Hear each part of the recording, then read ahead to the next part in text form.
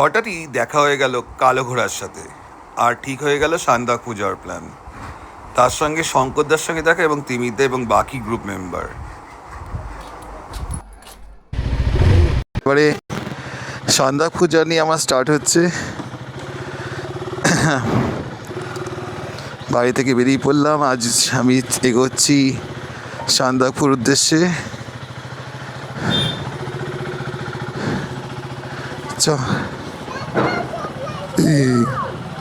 চলো চলো এগোচ্ছি। কি দেখাবো?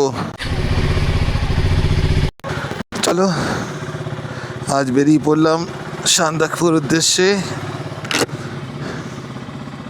এদিকে রাস্তা হচ্ছে, রাস্তাটা পুরো ব্লক হয়ে যাচ্ছে। আমাকে এখন যেতে হবে কল্যাণী এক্সপ্রেস হাই রোড ধরে। দিকে সবাই ওখানেই আসবে, তো সেই দিকে এগোতে শুরু করলাম।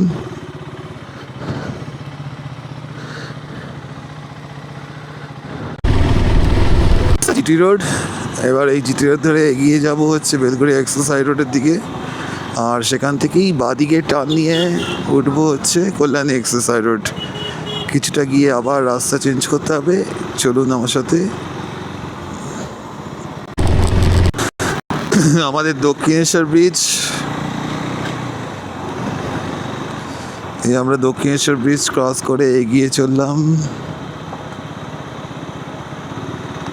উত্তরপাড়ায় থাকার জন্য এটা বেশ একটা এক্সট্রা পাওনা। দক্ষিণেশ্বর মন্দির আমাদের খুবই কাছে, তাই মাকে দর্শন করতে চাইলে যখন ইচ্ছেই আসা যায়।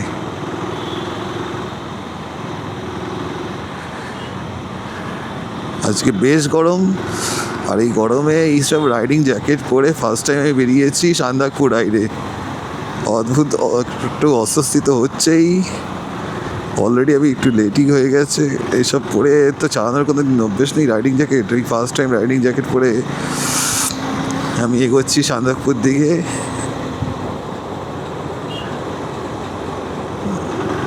চলুন আগে আবার দেখা হবে।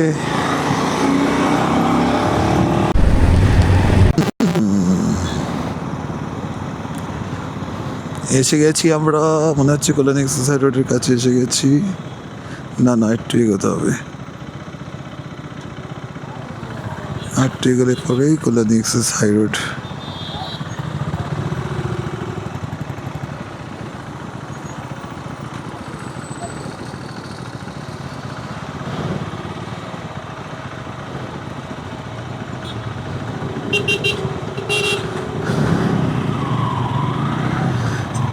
আগে গিয়ে বাদিক, ওটা নিয়ে আমরা এগিয়ে চলবো কল্যাণী এক্সপ্রেস হাই রোড ধরে আগের দিকে।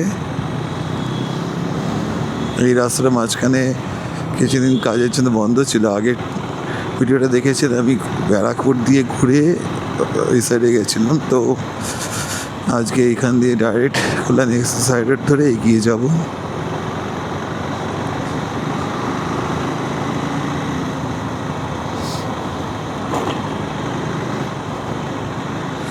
এই যে কল্যাণী বাদিকে।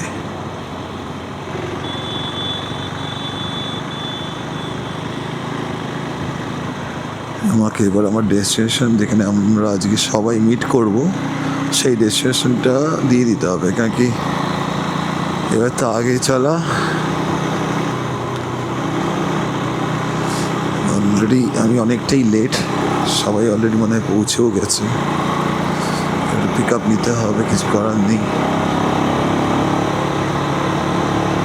আগে দিয়ে দিই, কোথায় যাবো সেই এরিয়াটা দিয়ে দিই, তারপরে পিক আপটা নেওয়া বেটার হবে।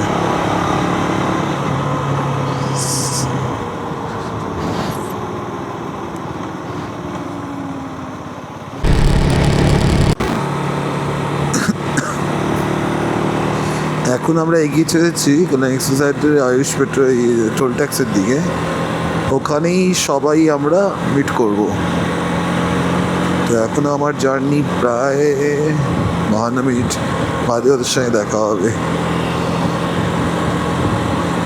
আজ ওয়েদার বেশ গরম, আর এই গরমে এই রাস্তা দিয়ে একদিকে রাতে বেরোনোর এই জন্যই বেটার। সকালের গরমটা অন্তত অতটা অনুভূত হয় না। আমার ফার্স্ট টাইম রাতে শিলিগুড়ি যাওয়া। এর আগে আমি যতবারই গেছি ভোরবেলা বেরিয়ে পৌঁছেছি, তো হোল নাইট ড্রাইভ করে শিলিগুড়ি পৌঁছানোর অভিজ্ঞতা আমার নেই। তো দেখা যাক আজকে কেমন লাগে আমার। আমি বেশ কী বলবো, পুরো ট্যুরটা নিয়ে আমি বেশ একটু মানে সান্দাকফু, তার সঙ্গে রাতে ড্রাইভ করে যাওয়া, সব মিলিয়ে বেশ আনন্দিত, মানে বেশ উত্তেজিত হয়ে রয়েছে এই ট্রিপটা নিয়ে। একটা বেশ আগে দেখি আর আমার এই ট্রিপের আরও কী কী হতে চলেছে বা কী কী হচ্ছে, আমি আর কী চলুন দেখতে থাকুন আমার এই এবারের ইউটিউব ব্লগ সান্দাকফু জার্নি। এই ট্রিপের প্রথমেই আমি একটা কেস খেয়ে গেলাম। ওভার স্পিডের জন্য ফাইন পে করতে হলো 500। তো যাই হোক, ওই রাস্তাটা মোমেন্টে আমি খেয়াল করে দিই আমার স্পিডটা 92-95 হয়ে গেছে। তো যাই হোক, স্পিড কেস খেলাম। তো এবার কেস খেয়ে আবার আগের দিয়ে এগোচ্ছি। ফার্স্ট টাইম আমি স্পিড কেস খেলাম, কারণ কি এর আগে কখনো আমি এই লিমিটটা ক্রস করিনি। এখানে 80 অবধি স্পিড লিমিট, তো আমি 80 ক্রস করে গেছিলাম বাইকে। চলুন আগে দেখতে থাকুন।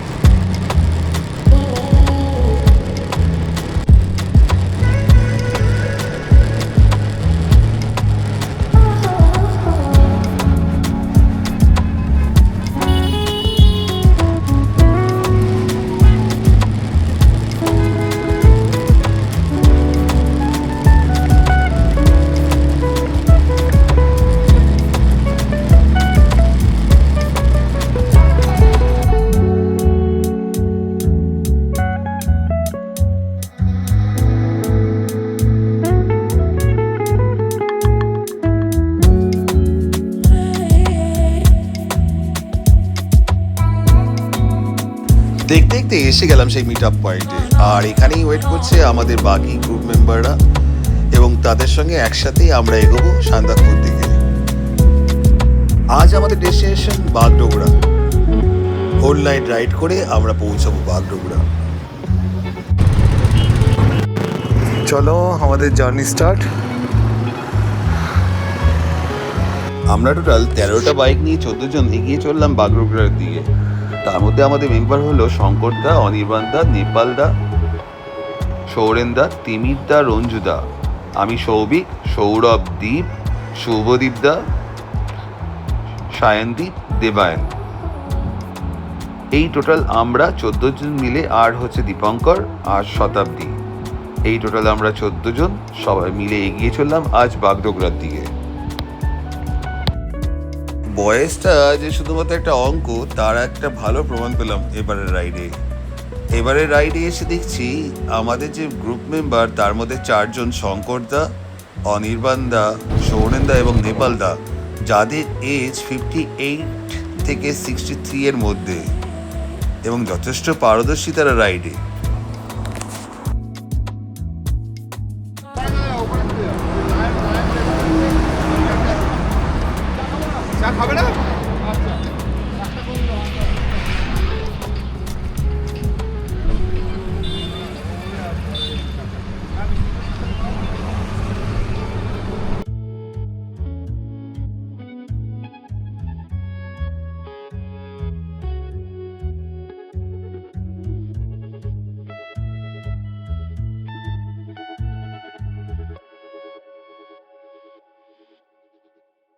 দেখতে দেখতে আমরা চলে এলাম পাপ্পু ধাবা। এখানেই আজ রাতের খাবার খেয়ে আমরা আবার আগের দিকে এগোবো।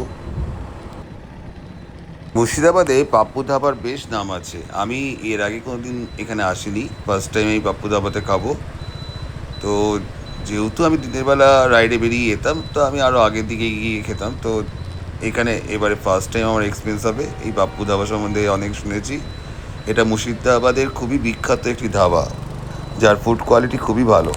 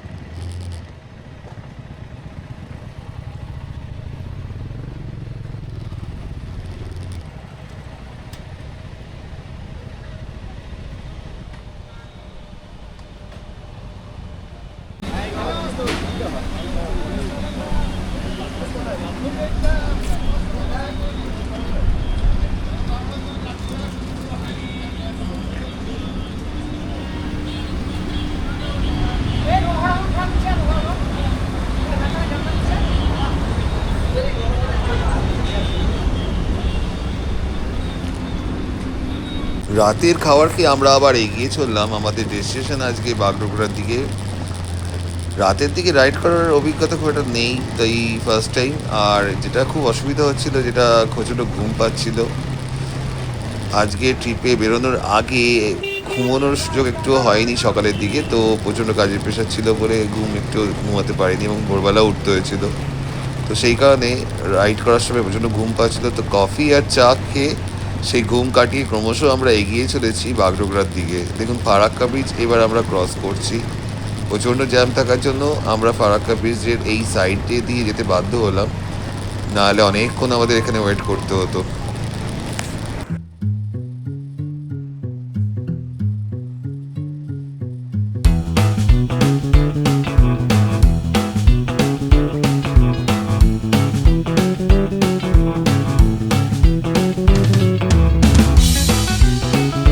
আমাদের এই গ্রুপ রাইডে লিড করছিল শঙ্করদা, আর ট্রেল করছিল তিমিরদা, আর মার্শাল ছিল আমাদের সায়নদী।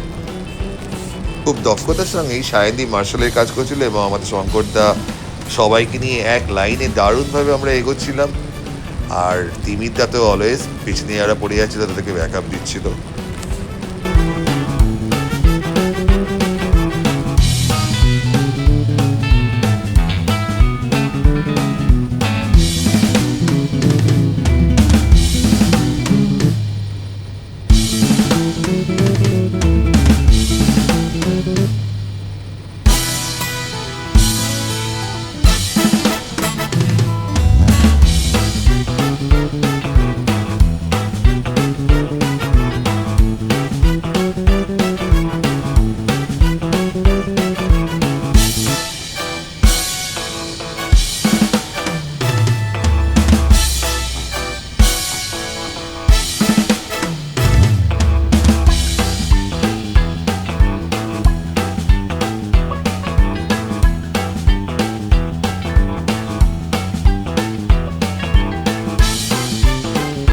দেখতে দেখতে রাত পেরিয়ে সকাল হয়ে গেল।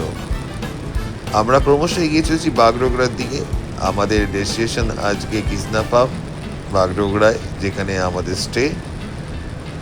দারুণ লাগছে এই সকালের ওয়েদারে রাইড করতে এবং সারা রাতও দারুণ লেগেছে। শুধু মুশকিল একটাই, প্রচণ্ড ঘুম পাচ্ছিল, যার জন্য মাঝে মাঝে দাঁড়িয়ে চা কফি ব্রেক নিতে হচ্ছিল।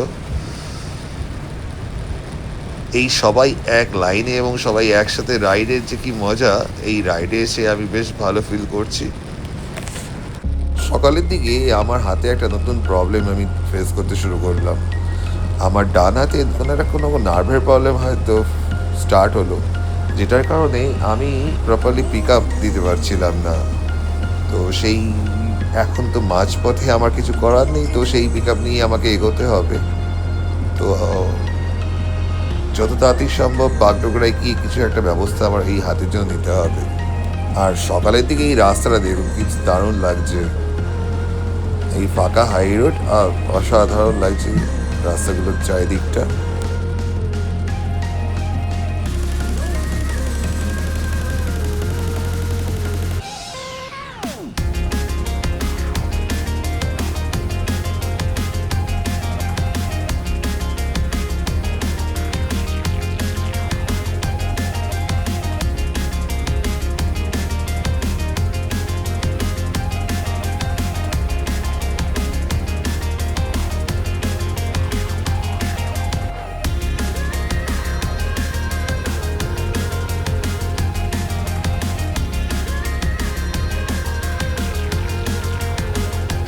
আমরা এখন উত্তর বাগডোগরায় কৃষ্ণা পাম্পস অ্যান্ড ভিলেজ রিসর্টের খুব কাছাকাছি এসে গেছি। দেখুন রাস্তাটা, ঢোকার রাস্তাটি, চারিদিকে টি গার্ডেনের মাঝখান দিয়ে এই রাস্তাটা দারুণ ছিল। আর এই রাস্তা দিয়ে সোজা ঢুকে এসে আমরা পৌঁছে গেছি এখন একদম এন্ট্রি পয়েন্ট, যেখানে আজ আমাদের থাকা। আজ পুরো দিনটাই আমরা এখানে স্টে করব, আর আশা করি এখানে আশেপাশে কোথাও গিয়ে আমি আমার হাতেরও ট্রিটমেন্ট করব।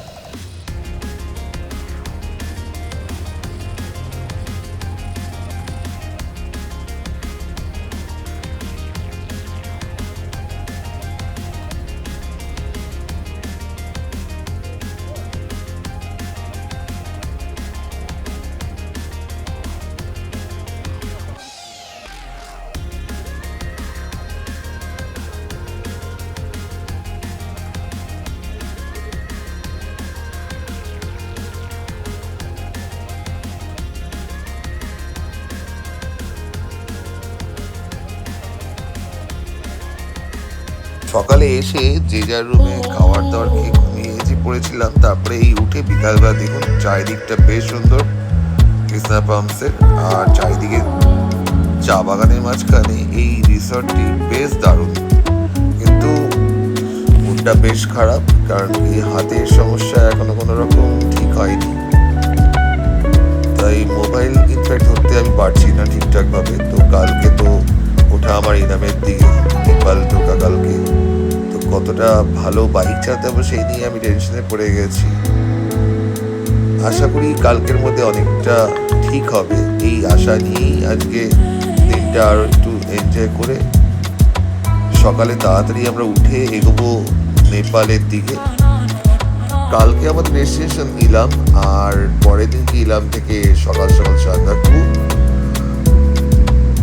সান্দাকফুতে একদিন আমরা স্টে করব, তারপরে আবার নেমে আসবো ইলামে, আর ইলাম থেকে আমরা নেমে আসবো শিলিগুড়ি। এখন সবকিছুই নির্ভর করছে ওয়েদারের উপরে। ওয়েদার যদি ভালো থাকে আর আমাদের সবার বাইক এবং আমরা সবাই সুস্থ স্বাভাবিকভাবে সবকিছু সাথ দেয় যদি, তাহলে আমরা এই প্ল্যানে এগোতে পারবো।